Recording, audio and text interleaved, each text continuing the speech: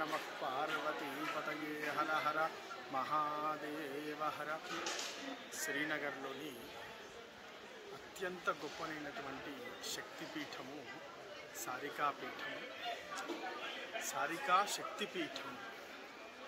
జలోద్భవుడు అనేటువంటి రాక్షస సంహారం చేయడం కోసం అమ్మవారు ఈ గిరిస్వరూపంలో ఇక్కడ వెలిసిందని అమ్మవారి యొక్క మూర్తి అత్యంత పెద్దదైనటువంటి మూర్తి.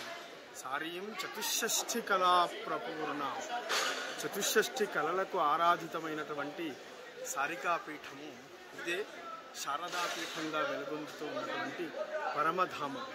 శ్రీచక్రము అనంటే శ్రీచక్ర ఆకారంలో ఉండేటువంటి పురమే శ్రీనగరం అని, అందులో సుమేరు శృంగమధ్యస్థ శ్రీమన్నగరనాయిక అని ఈ శ్రీనగరానికి అధిష్టాన అయినటువంటి సారికామూర్తి దగ్గర మనం ఉన్నాం. జలోద్భవుడు అనేటువంటి ఒక గొప్పనైనటువంటి రాక్షసుడు ఇక్కడ ప్రాంతంలో ఉన్నటువంటి వాళ్ళందరినీ కూడా హింసించేటువంటి క్షణంలో ఇక్కడ ఉన్నటువంటి దేవ మానవ గంధర్వ సిద్ధులంతా కూడా అమ్మవారిని వేడుకుంటే అమ్మవారు సారికాస్వరూపంలో ఈ మహత్తరమైనటువంటి శిల రూపంలో వెలిసింది అని.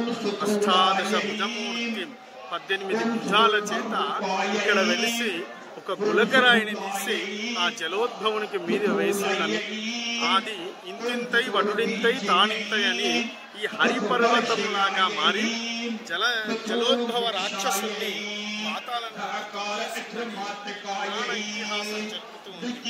అత్యంత వైభవోపేతమైనటువంటి ఈ సారికా పీఠాన్ని చూడడము మనందరి యొక్క అదృష్ట భాగ్యం. సకల శుభములు కలిగించేటువంటి దేవత, జ్ఞానానికి అధిష్టాత్రి అయినటువంటి సారికాదేవిని ఎవరైతే అర్చిస్తారో, ఎవరైతే దర్శిస్తారో వాళ్ళు శ్రీ విద్యా అనుష్ఠానం చేసినటువంటి ఫలితం కలుగుతుందని ఇక్కడ పండితోత్తములు తెలుపుతూ ఉన్నారు. ఇంత గొప్పనైనటువంటి పీఠాన్ని మన దగ్గర కూడా దేవాలయంలో గర్భాలయంలో ఉపయోగించేటువంటి పీఠము సారికా పీఠం. ఈ అధిదేవతనే మన యొక్క గర్భాలయానికి అధిదేవత కావడం మన యొక్క భాగ్య విశేషణం.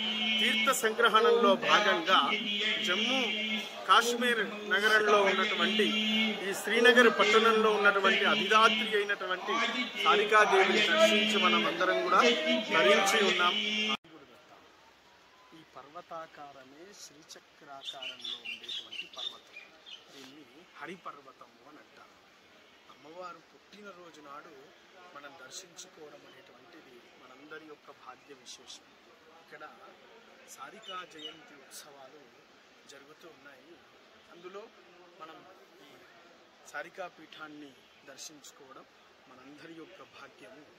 108 శక్తి పీఠాలలో ఇది ఒక అరుదైనటువంటి శక్తిపీఠం. మనకు అరుణాచలము కొండనే ఈశ్వరుడు ఎట్లనో ఈ యొక్క కొండనే సాక్షాత్తు అమ్మవారితో సమానం. అటువంటి గొప్పదైనటువంటి సారికా క్షేత్రాన్ని దర్శించుకొని తరించి ఉన్నాం.